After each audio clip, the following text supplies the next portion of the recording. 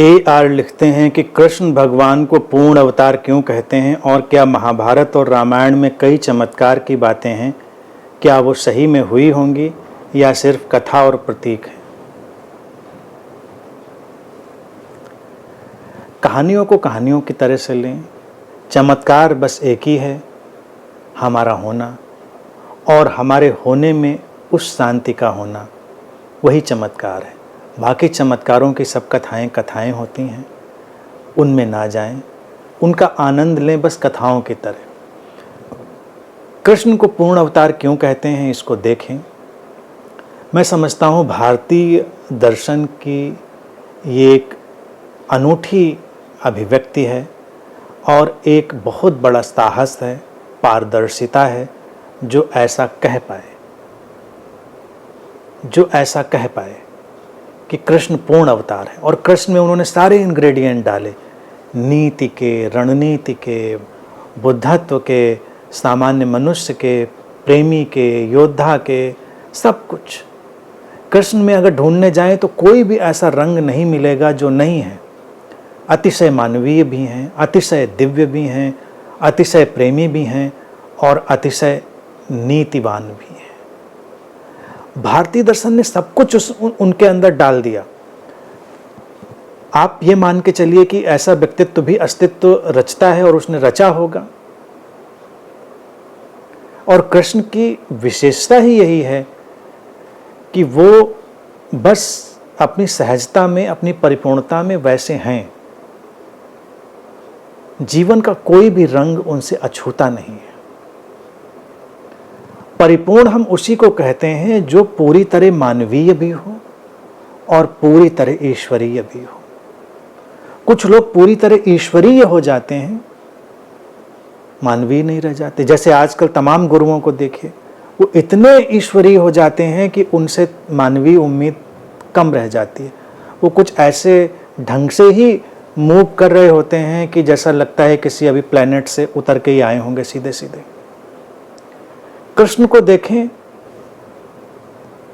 धूल मिट्टी से खेलते हैं, जन सामान्य के साथ चलते हैं।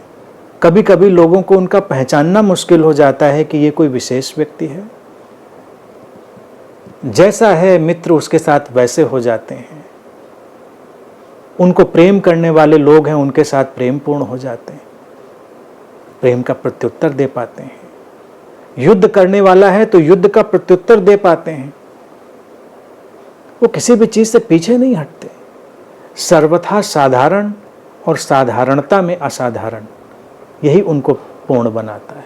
और भारतीय दर्शन ने इसको इतने साहस के साथ सामने रखा है कि ये अद्भुत, अविश्वसनीय, अकल्पनीय जान पड़ता है। कृष्ण की पूर्णता इसलिए नहीं कि कोई ऐसा अवतार एकदम घटा पूर्णता का, वो मनुष्य का ऐसा विकास है, उनके भीतर ऐसी खिलावट है कि जिस खिलावट में हर खुशबू, हर रंग शामिल हो जाता है। आसमान में उड़ान भरते हैं लेकिन जमीन नहीं छोड़ते। कृष्ण की जड़ें जमीन में गहरी हैं और उनकी उड़ान असीम आसमान में है। तो जब भी कोई इस तरह से जीता है कि जमीन भी उसके साथ चलती है, आसमान भी उसके साथ चलता है, वो पूर्णता की तरफ ही जा रहा होता है। कृष्ण हर व्यक्ति की संभावना है, ऐसा नहीं कि हुआ और ख़त्म। वो हमको सिखाने के लिए। भारतीय दर्शन तो अपने प्रतीकों में भी हमारे लिए पूरी टीचिंग डाल देता है। तो वो टीचिंग यही है कि साधना करो, दिव्यता को तलाशो, लेकिन मानवीयता को मत भूलो। जीवन सजगता है लेकिन मूर्खता नहीं है। जीवन में शांति है लेकिन जीवन में युद्ध भी है। जीवन में सब कुछ है और सब कुछ के साथ ही हमको संतुलन, विवेक, संवेदनशीलता और पूरी सजगता के साथ चलना है। यही कृष्ण का होना है, यही हम सबका होना हो सकता है। तो भारत ने कहा कि वो पूर्णता जो हमने कृष्ण में दिखाई है, उसको ही सबको जीना है, सबकी संभावना है। तो इसलिए हमने उनको पूर्ण अवतार कहा है।